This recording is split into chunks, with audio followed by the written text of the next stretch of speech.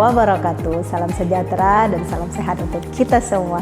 Perkenalkan, nama saya Ayudita SSC MKEP, salah seorang dosen dari program studi Sarjana Kebidanan Fakultas Kebidanan di Institut Citra Internasional. Pada kesempatan ini, dalam unjuk kerja Tridharma Perguruan Tinggi atau yang sering disebut sebagai PDD UKT-PT yang pada bidang pengajaran untuk kegiatan sertifikasi dosen, saya akan memperkenalkan pembelajaran mata kuliah Asuhan Kebidanan Persalinan dan Bayi Baru Lahir. Asuhan Kebidanan Persalinan dan Bayi Baru Lahir ini memiliki bobot SKS 5 SKS dengan masing-masing 3 SKS teori dan 2 SKS praktikum. Asuhan persalinan dan bayi baru lahir ini merupakan mata kuliah yang memberikan kemampuan kepada mahasiswa untuk mampu memberikan asuhan kebidanan pada ibu dalam persalinan dan bayi segera setelah lahir dengan pendekatan manajemen kebidanan yang didasari konsep-konsep sikap dan keterampilan serta hasil dari evidence-based. Capaian pembelajaran lulusan pada mata kuliah ini adalah supaya mahasiswa mampu memberikan asuhan kebidanan pada persalinan dan bayi baru lahir dengan pendekatan manajemen asuhan persalinan dan bayi baru lahir yang didasari dengan konsep-konsep, sikap, dan keterampilan, baik keterampilan umum maupun keterampilan khusus. Kemudian capaian pembelajaran mata kuliah itu sendiri yaitu dengan mahasiswa agar mampu menganalisis konsep-konsep dari teoritis keilmuan kebidanan, manajemen asuhan kebidanan, keputusan klinis, model praktik asuhan kebidanan, serta etika profesi yang secara mendalam pada asuhan kebidanan. Kemudian yang kedua adalah mahasiswa mampu mengaplikasikan keilmuan kebidanan dalam menganalisis masalah, memberikan petunjuk dan memilih alternatif pemecahan masalah pada asuhan tersebut. Yang keempat adalah mahasiswa mampu mendemonstrasikan pendokumentasian asuhan kebidanan sesuai standar yang berlaku. Yang keempat adalah mahasiswa mampu mendemonstrasikan praktik dalam asuhan kebidanan persalinan dan bayi baru lahir. Untuk mencapai capaian pembelajaran pada mata kuliah tersebut, kami sudah menyusun beberapa materi atau bahan kajian.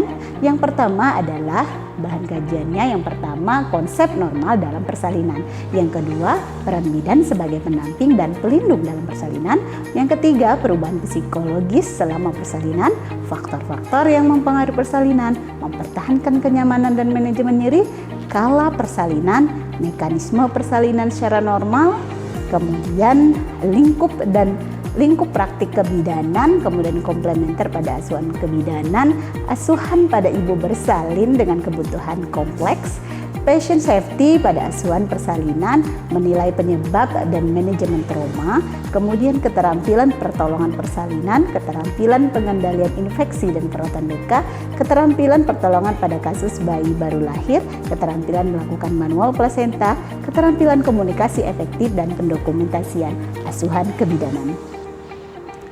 Dalam pembelajaran tersebut kami telah menyusun beberapa metode pembelajaran. Jadi metode pembelajaran pada mata kuliah ini kami menggunakan secara tatap muka, bisa di kelas maupun di luar kelas.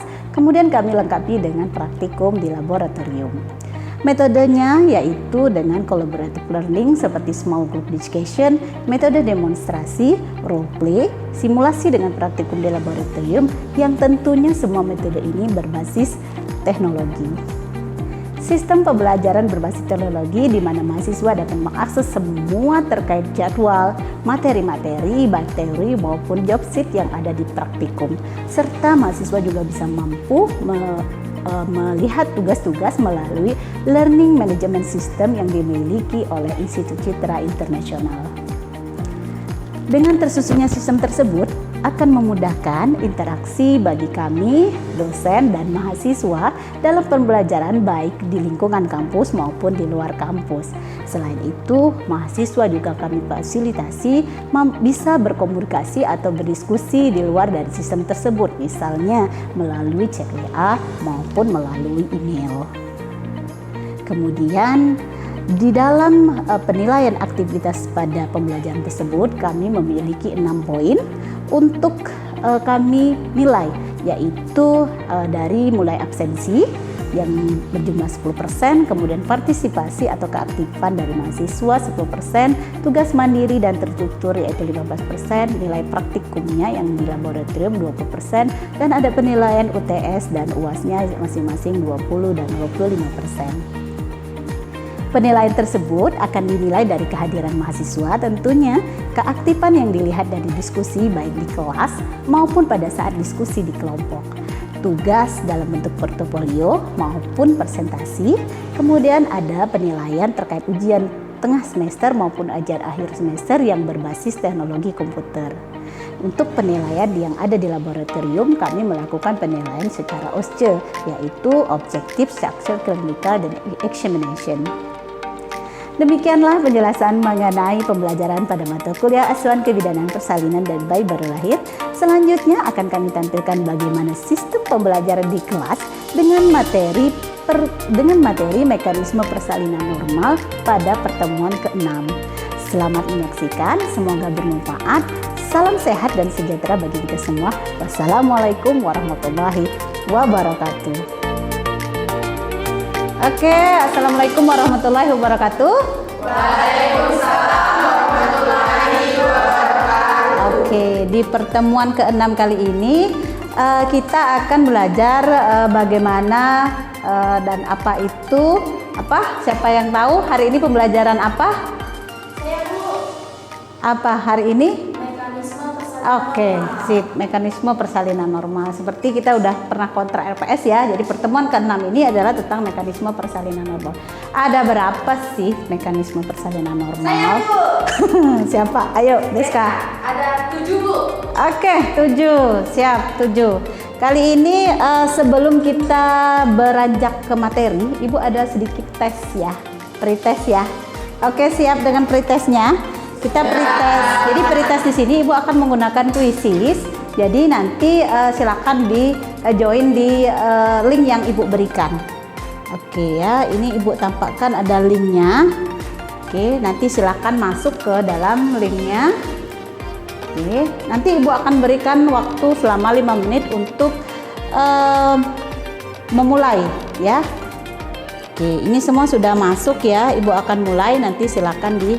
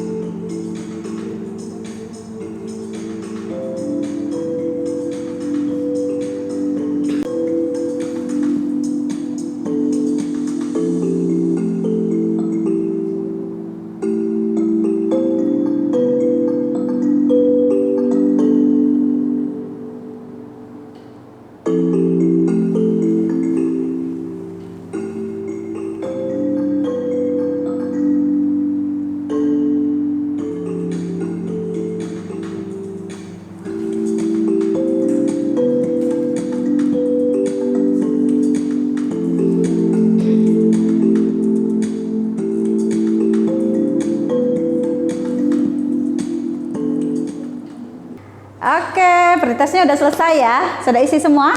Sudah. Oke. Hello kelas?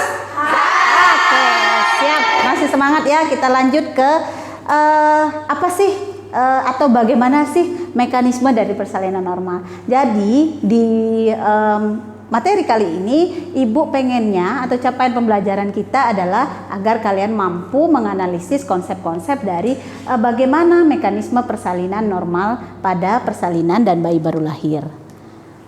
Oke. Di sini adalah memahami pentingnya bagaimana mekanisme persalinan itu ya. Jadi kita biar tahu bagaimana perawatan pada ibu yang akan bersalin, yang akan melakukan persalinan ya. Jadi perawatannya akan berbeda-beda jika kita sudah tahu bagaimana tahapan-tahapannya. Jadi ada berapa tadi kita? 7. Oke, ada 7 ya. Ada 7. Yang pertama adalah engagement. Oke, engagement itu kalau bahasa Indonesianya itu penancapan. Atau kalau kita mau pertunangan, itu kan terikat ya, penancapan. Nah, itu namanya engagement. Kalau bahasa Inggrisnya penancapan atau pertunangan gitu. Tapi di sini adalah penancapan, bukan pertunangan ya. Tapi bagaimana kepala si janin ya itu berada di pintu atas panggul ya. Nah, Ibu mau jelasin sedikit nih terkait pintu atas panggul. Kita tahu ada berapa pintu atas panggul? Ada 3 ya, ada 3, betul sekali. Jadi ada pintu atas panggul, ada pintu atas ya, pintu atasnya, kemudian rongga panggul ya, kemudian yang ketiga adalah pintu bawah panggul. Nah, Ibu akan ilustrasikan nih ya, bagaimana sih pintu atas panggul itu, kenapa sih berbeda-beda gitu ya. Jadi di dalam pintu atas panggul itu namanya inlet ya. Kalau yang rongga panggul itu ruang panggul. Kemudian yang ketiga adalah outlet atau pintu keluarnya. Kita lihat pintunya berbeda-beda nggak sih? Itu yang atas ya. Jadi engagementnya di sini ya. Nah, pintunya berbeda. Ini kan yang depan ya, yang atas ya. Ini atas, pintu atas panggul. Kemudian ini ya, ininya ya. Lebar ke samping berarti ya. Kemudian ini pintu bawah panggul. Ya, jadi diameternya lebih banyak, lebih panjang ke ini ya. Kemudian pintu tengahnya atau rongga panggulnya ada di sini. Ya, jadi di engagement ini Ibu akan disurasikan kalau bingung beda-bedanya gimana sih Bu ya. Oke, Ibu mau ada 3 orang lah ya. Jadi yang bertindak sebagai pintu. Siapa yang mau jadi pintu nih? Oke, Yuriska siap. Ada satu lagi untuk jadi pintu? Oke, Dwi siap. Untuk yang jadi bayinya atau yang melewati lah ya. Oke, Cici siap. Yuk kita maju di sini. Kita maju coba.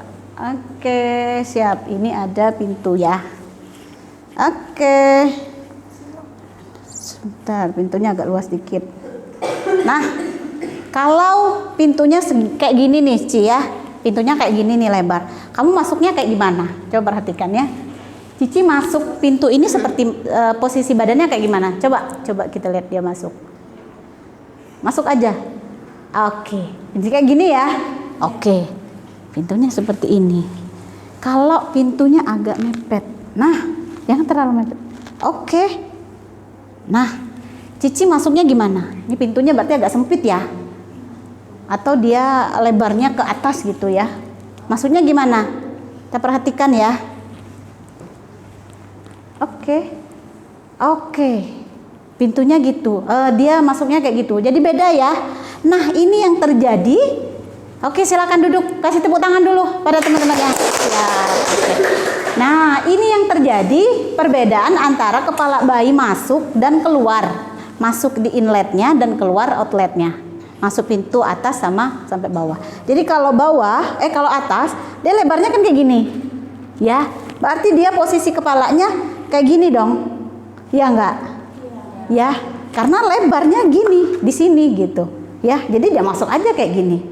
Kalau dia kayak gini, maksudnya kenapa ada jalan yang lebih enak gitu ya, lebih luas transversal gitu, kenapa harus dia ditegakkan kepalanya gitu ya. Jadi bayi itu bergerak di engagementnya akan mencari posisi yang paling nyaman untuk dilewati, sama seperti Cici tadi yang melewati pintu, sama ya. Jadi posisinya adalah seperti ini posisi yang normal. Jadi bayi akan mencari posisi yang paling bagus, paling enak dilewati gitu ya.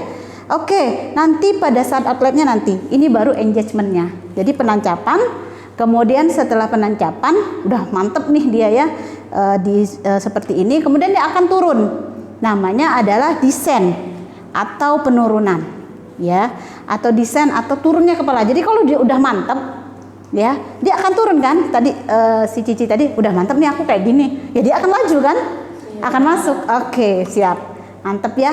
Jadi dia akan turun. Turun. Nah, ketika turun, setelah turun, kepalanya turunnya kenapa? Pasti ada kontraksi, betul sekali. Pasti ada kontraksi. Jadi perut ibunya itu akan mendorong kepala bayinya, ada kontraksi. Jadi dia akan makin turun. Itu yang membuat maju persalinan itu. Ya. Nah, berarti kontraksi itu mempengaruhi dong, Bu. Benar ya?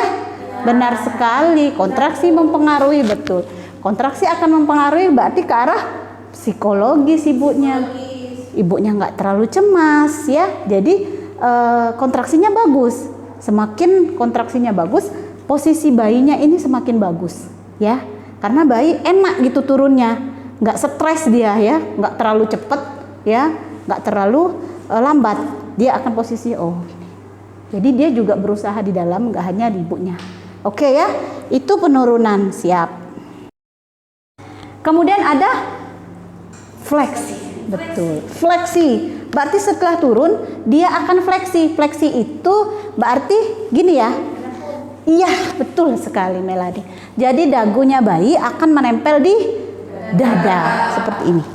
Ya, posisi seperti ini namanya posisi fleksi. Ya, jadi dia fleksi nih kepalanya. Kenapa sih dia fleksi? Nah, ini rahasia nih ya. Jadi fleksi itu ada yang namanya bagian sempit. Ini namanya tulang ischiadica. Jadi ini spina. Spina itu tonjolan ya, artinya spina itu tonjolan. Jadi ini ada spinanya. Ini nih, yang bagian lancip ini. Nah, kalau dia lancip ini dia main turun-turun aja, ini tergores nih kepalanya. Makanya dia fleksi. Jadi si bayi ini intinya akan menyesuaikan pintunya itu. Bagaimana sih kalau ada terlalu sempit, dia akan menyesuaikan gitu. Jadi ketika dia turun terus mengenai yang namanya spina tadi, sudah di daerah sempit ya. Dari pada panggul ini daerah paling sempitnya adalah ketika kepala bayi turun di spina ini. Karena ada tonjolan ini tadi, gini dia. Ya, pintunya ada tonjolan. Dia berarti sudah berada di ruang tengah. Ya, di rongga. Nah, seperti ini. Nah, dia akan fleksi. Karena kenapa fleksi? Diameter yang paling kecil pada kepala bayi adalah di oksiput. Ya, betul ya. Jadi kalau kalian melihat persalinan, misalnya nanti lihat persalinan, pasti yang keluar gini dulu ya. Baru dia kayak gitu. Nah, iya, karena dia akan menyesuaikan posisi. Karena diameter oksiput itu adalah diameter paling kecil dari kepala bayi. Oke, paham ya? Nah, siap. Oke, jadi dia akan fleksi. Dia akan fleksi. Kemudian setelah dia fleksi, dia akan yang namanya rotasi dalam. Betul. Dia akan rotasi dalam ya. Karena dia fleksi nggak mungkin dia akan lahir terus miring kayak gini. Nggak. Karena dia akan berotasi. Kenapa dia berotasi? Karena kan ini tadi dia di bagian sempit ya. Dia fleksi. Kemudian dia akan rotasi. Rotasi dalam. Nah, kenapa dia rotasi? Karena pintu bawah panggulnya tadi seperti sempit. Yang diameter yang panjangnya itu di sini, bukan di sini lagi. Jadi kepalanya harus gini dong. Iya kan? Seperti Cici tadi dia gini. Bukan gini lagi. Karena dia kalau dia tetap seperti ini nggak bisa keluar. Karena diameternya yang paling besar adalah di sini, lebih mudah dia, ya. Jadi dia harus berputar kepalanya. Nah, aku mau putar nih, biar keluar di outletnya gampang. Paham ya? Paham. Mantep, keluar outletnya gampang. Simulasi lagi nih, kalau misalnya kita lagi pakai baju, baju kaos ya, kaos oblong. Makanya tuh respon kita gini atau gini, agak nunduk ya. Iya, itu respon sama sudah diajarkan kita pada saat bayi. Jadi responnya ketika ada yang bagian sempit kita akan nunduk gini ya. Iya benar ya. Nah, sama dengan ini ya. Jadi dia akan nunduk dulu untuk dia masuk. Kalau ada yang kayak gini, berarti moodnya lagi nggak bagus tuh. Ya, moodnya ini gitu, lagi ngedumel gitu ya. Nah, moodnya pasti nggak bagus tuh. Nah, itu dia, itu respon sama bayi juga respon. Ya, jadi udah sampai di rotasi eksternal, rotasi internal, maaf ya. Kemudian setelah rotasi ada lagi yang namanya ekstensi. Ekstensi itu adalah kepalanya kan udah mantep nih dia mau keluar dari pintu bawah panggulnya, berarti dia akan ekstensi, berarti kepalanya akan keluar. tandanya apa kalau mau ekstensi? Ada sekitar kelihatan rambut ya, sekitar 5 sampai 6 cm lah gitu ya. Kroning kalau bahasa di kebidanan itu kroning gitu. Dek mau kroning, nah itu hati-hati, berarti dia mau eksklusi. Ya, ketika udah mantap nih, kemudian kroning, kemudian langsung eksklusi. Sweet, kepalanya turun. Kepalanya keluar gitu ya. Kepalanya keluar gini. Ya. Nah, kepalanya baru keluar. Kemudian apa lagi yang terjadi? Yaitu dia akan rotasi lagi. Kenapa dia akan rotasi lagi? Kan ini bahunya ya. Kalau dia posisi gini, berarti kan bahunya di sini ya. Di sini bahunya. Kita tadi udah bahas pintu. Jadi kalau bahunya tetap dipaksa keluar, berarti kan lebar. Ini yang lebarnya kan yang bagian atas ke bawah ini, bukan dari sini ke sini. Sedangkan bahunya tadi di kiri kanan. Nah, makanya dia akan muter, namanya rotasi eksternal, betul. Jadi dia muter setelah ini, mau ke kiri atau mau ke kanan, menyesuaikan. Ya, menyesuaikan tadi punggung kiri atau punggung kanan pada saat dia di dalam, pada saat dia muter. Nah, ketika dia mau melahir, jadi karena dia mau melahirkan bahunya, nggak mungkin tadi kita dia lahir gini, bisa robek habis vagina ibunya ya. Jadinya keluar, habis itu dia muter. Sip. Nah, jadi si bahunya itu dengan mudah nanti. Baru kemudian lahirlah ya, itu tahap terakhir yaitu ekspulsi. Lahirlah bahu ya, kemudian badan, tangan dan kaki. Nah, itu dia sedikit ya ilustrasi atau demonstrasi dari ibu terkait mekanisme persalinannya. Oke. Hello kelas. Siap. Masih semangatnya masih luar biasa ya. Bu tadi kalau kecepatan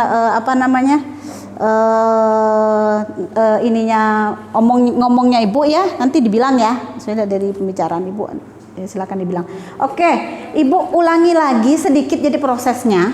Oke ya, ibu ulangi lagi biar mantap. Karena tadi kan terputus-putus karena kita harus membahas tahap-tahapnya.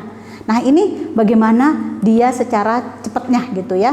Jadi engagement pertama, penancapan di pintu atas panggul, kemudian dia turun, ya, kemudian dia fleksi, ya, karena ada spina tadi, tonjolan tadi, bagian yang paling sempit, kemudian dia akan berotasi karena dia harus menyesuaikan dengan keluar outletnya, ya, pintu bawah panggul, kemudian baru dia ekspulsi, tuing, kepalanya keluar, kemudian baru dia rotasi lagi, ya, rotasi eksternal lagi, baru kita tolong.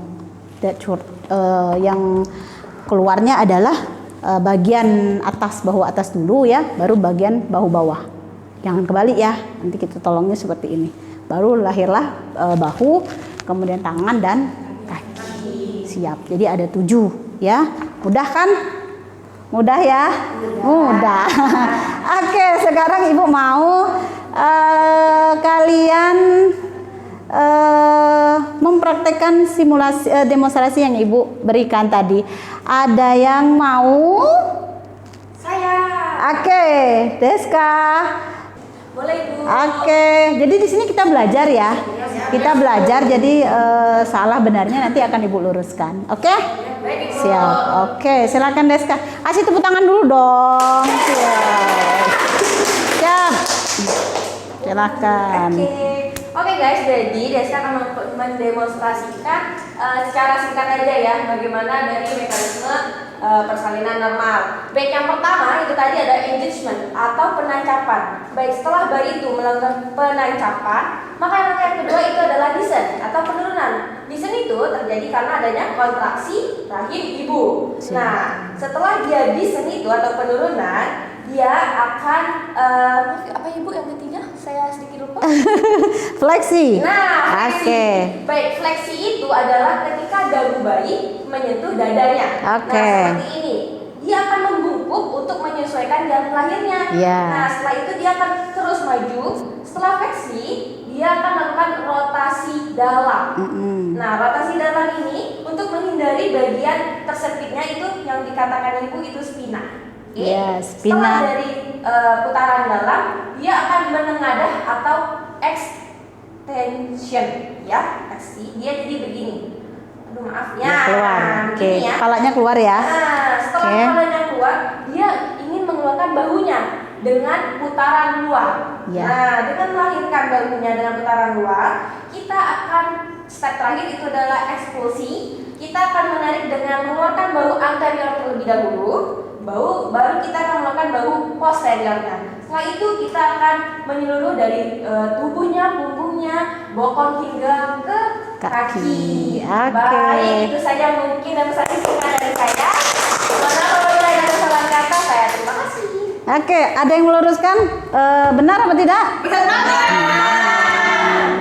Oke, tadi materi kita udah semua ya. Ibu mau mempertajam lagi dengan video.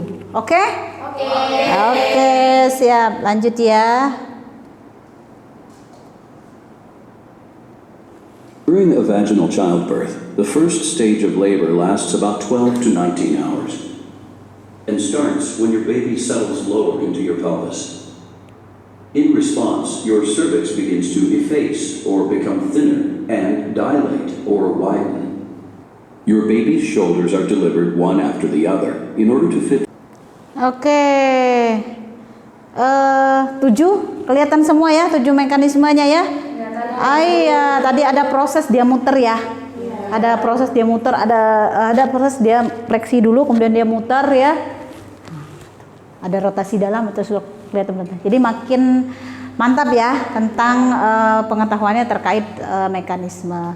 Oke, selanjutnya kita akan melakukan post test. Oke, siap.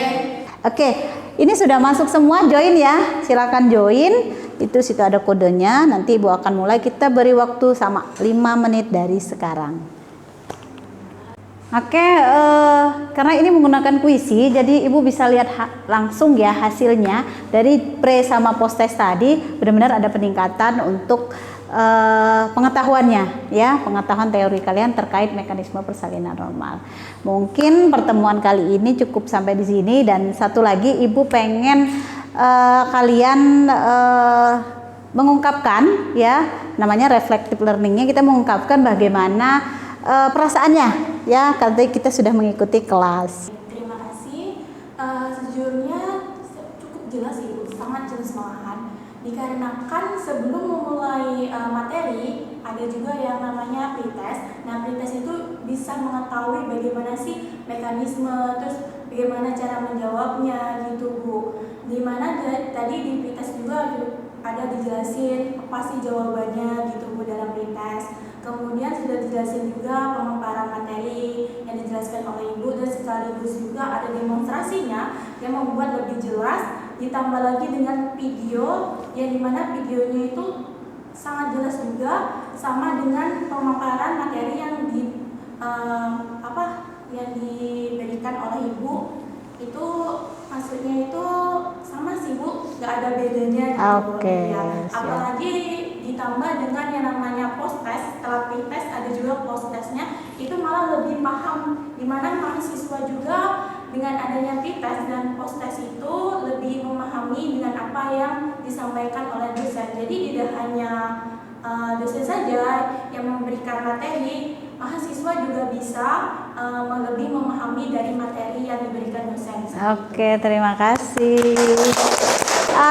Kelas nanti kita akan ketemu lagi di next pertemuan berikutnya. Mungkin hari ini cukup sampai di sini. Terima kasih. Ibu akhiri. Assalamualaikum warahmatullahi wabarakatuh. Waalaikumsalam warahmatullahi wabarakatuh. Oke.